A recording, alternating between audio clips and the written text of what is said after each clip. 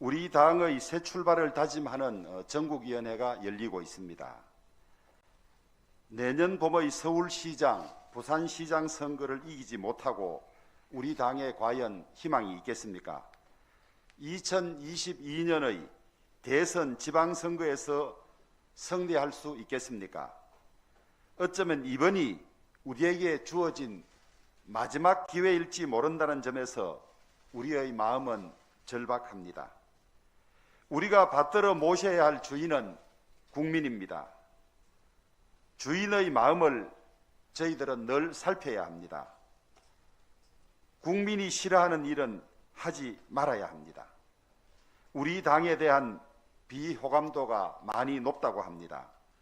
무엇 때문에 국민들이 우리를 좋아하지 않는지 겸허하게 성찰해서 하지 말아야 할 일과 해야 할 일을 반드시 구분해야 합니다.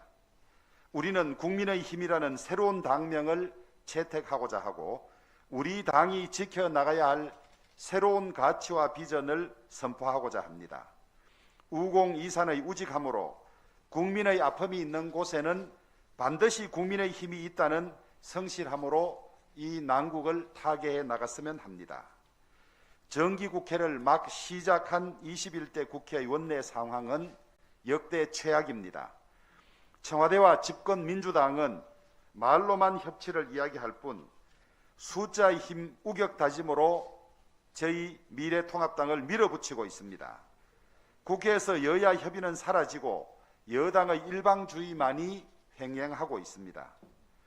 여당은 국회 내에 비상경제특위 등 4개의 특위를 가동하고자 의도하고 있습니다. 그러면서도 원구성의 장기 파행을 초래한 법사위의 원상회복에는 반응을 보이지 않고 있습니다. 우리는 4개 특위와 함께 사법감독특위를 반드시 설치하고자 합니다. 반드시 관철하도록 하겠습니다.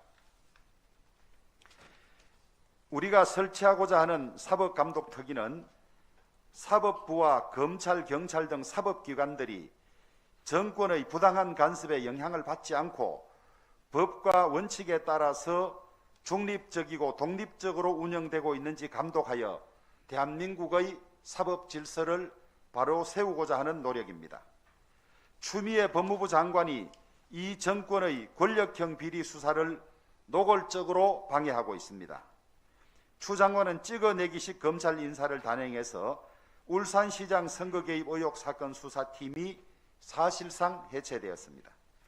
새 수사팀이 업무를 인계받아 수사를 이어간다 하더라도 일정의 차질이 불가피할 뿐더러 정권 비리를 파헤치던 검사들을 보란듯이 잘라내는 상황에서 제대로 된 수사가 이루어질 리 만무합니다.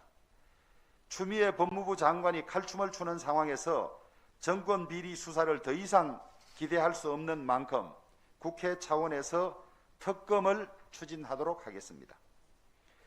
박병석 국회의장이 지난 월요일 저녁 국회에 원격회의와 원격투표를 도입하는 내용의 국회법 개정안을 불쑥 내밀었습니다. 사전에 설명이나 조율 과정을 거치지 않았습니다.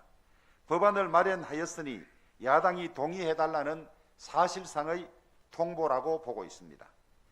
국회 시스템을 바꾸는 중요한 결정을 야당과 그 어떤 사전 합의도 없이 국회의장이 일방적으로 통보하는 것은 옳지 않습니다.